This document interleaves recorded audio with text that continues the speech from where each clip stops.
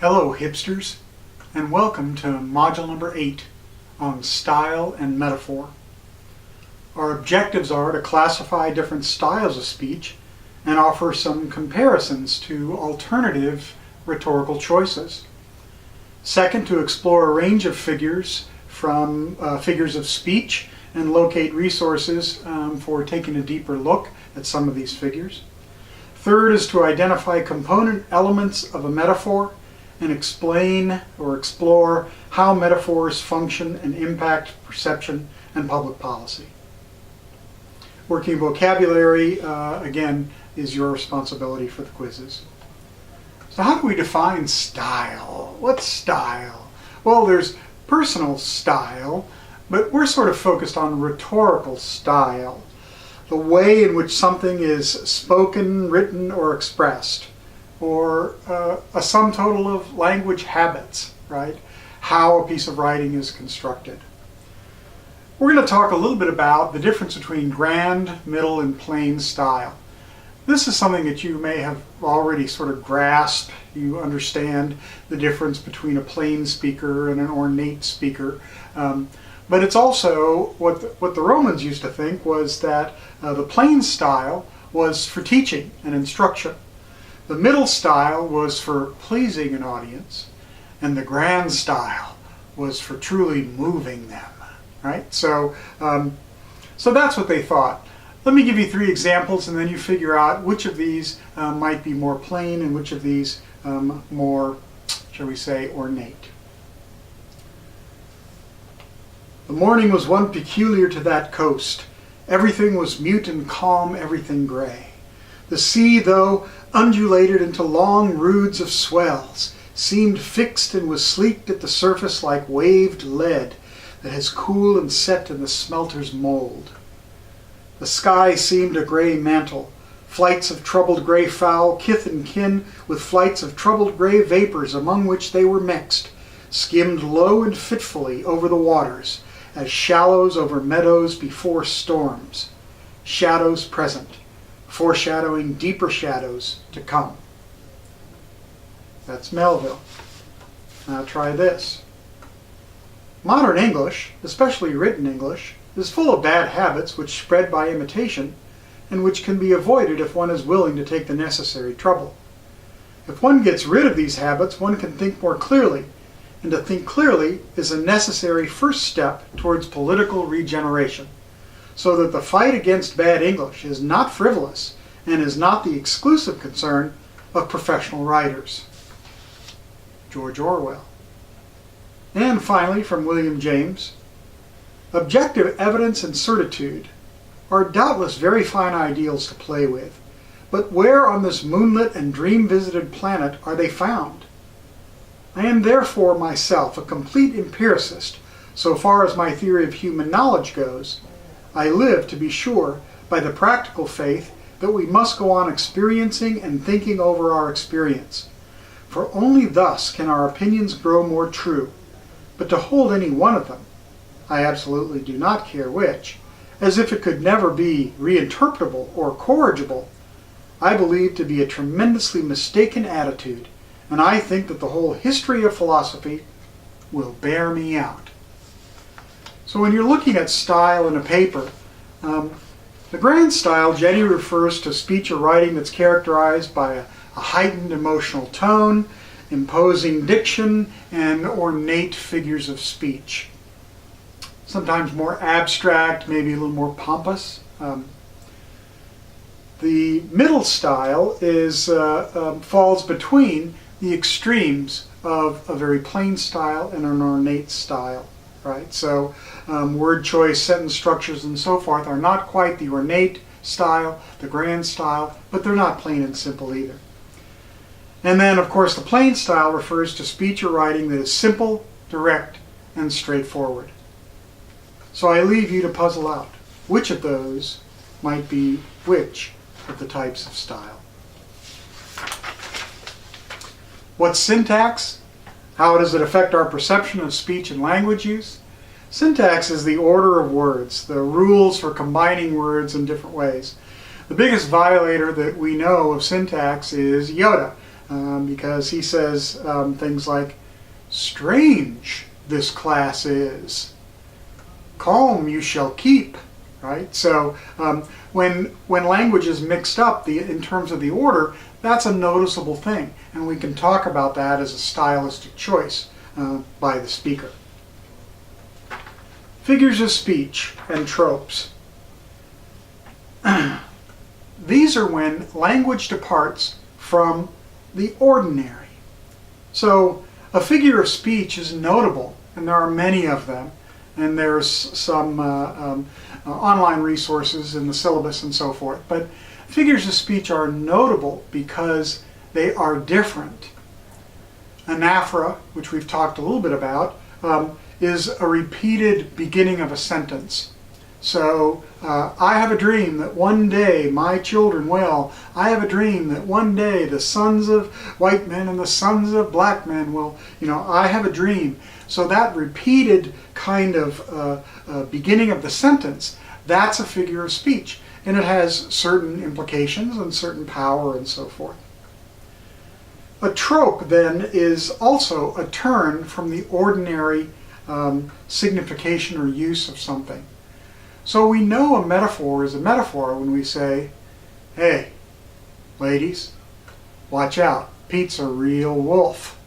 Okay, so we know that that's not a real statement. We're deviating from the ordinary. No, he's not a wolf. He doesn't have a belt. He doesn't have 4 legs, right? So, but we also know that we're talking a little bit about Pete's qualities that resemble that wolfness. So let's go there. What are the terms tenor, vehicle, and commonplaces, and how are they effective in kind of understanding and talking about metaphors? A vehicle is it's the lens, the frame through which you view a tenor. So the vehicle brings the metaphor. When we say Pete's a real wolf, Pete is the tenor, the subject of the metaphor. And the wolfness, the wolf, is the vehicle, right? So how do we get commonplaces worked in? Commonplaces are sets of associated ideas for each of the tenor and the vehicle. So pretty straightforward. Let's take a metaphor like school is hell, right? So here are all the things that are related to school. We've got classes, tests, teachers, assignments, tuition, Greek life, parties, food choices, walking, parking, right? We have a lot of things related to school that are commonplaces of school. Well, now let's talk about hell. So hell is hot, red, suffering, devil, pitchfork, eternal, damnation, sin, down, agony, torture, right? So what happens when we put these two together, as we'll talk about in just a minute, is that some of those commonplaces get highlighted and some of them go away. When we say school is hell, we're not talking about parties. We're talking about assignments, papers, parking, right? And when we say school is hell, we're not talking about red. We're not talking about pitchfork. We're talking about eternal damnation, suffering, anguish, right? So those are our sets of associations or commonplaces. And we look to see how the commonplaces of a metaphor are relevant for a particular audience that the speech is directed at. What are the differences between a transfer decoration and constitution view of metaphor? Okay, so that's what we were just talking about. A classical view, or a transference, says we just decorate something. We take the idea of school and we make it vivid. It's hell. Okay?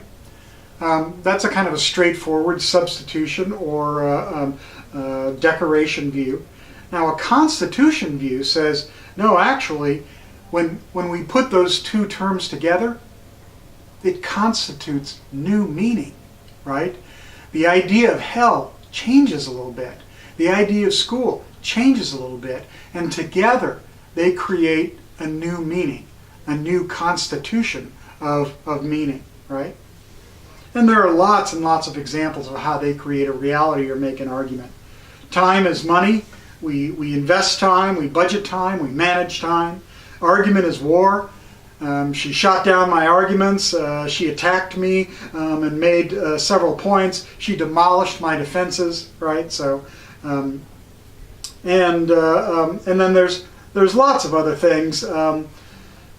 George Bush W. Said, because of the danger of terrorism, we need to gather information and hunt down the terrorists, right? And Hitler's discussion of Jews, they were called parasites, and they were an infestation, right? So these are some metaphors that crept into public discourse that kind of shape the way people look at things.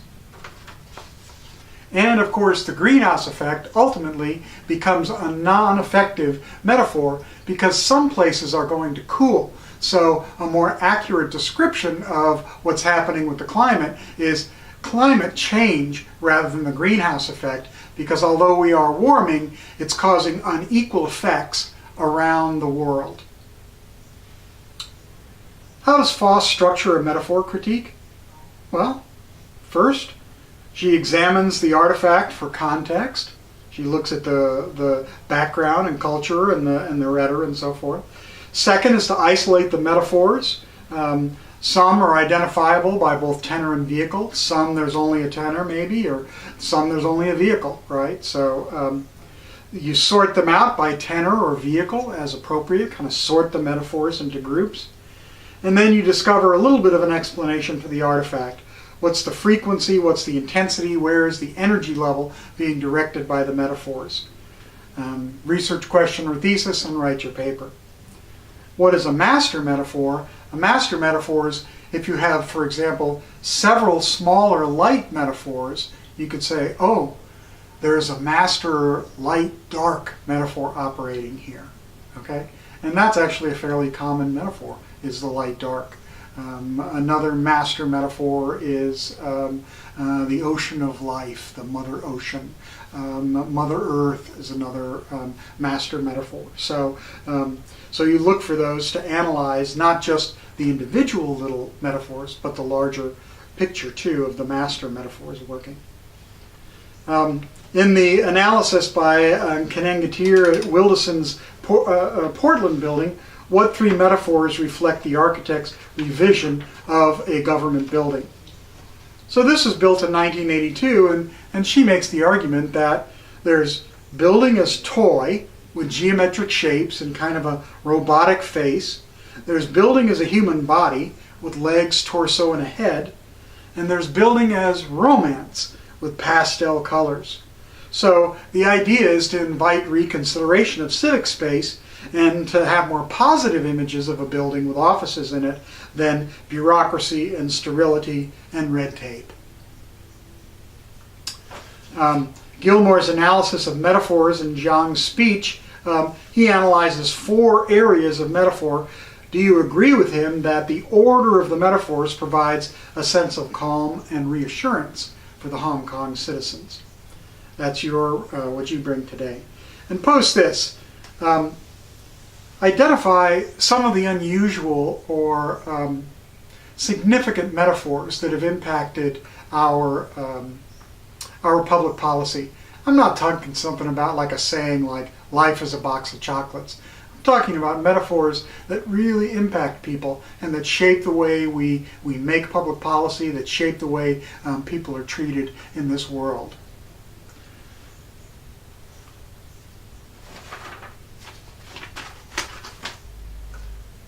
We cool? I'm out of here. Have a great day.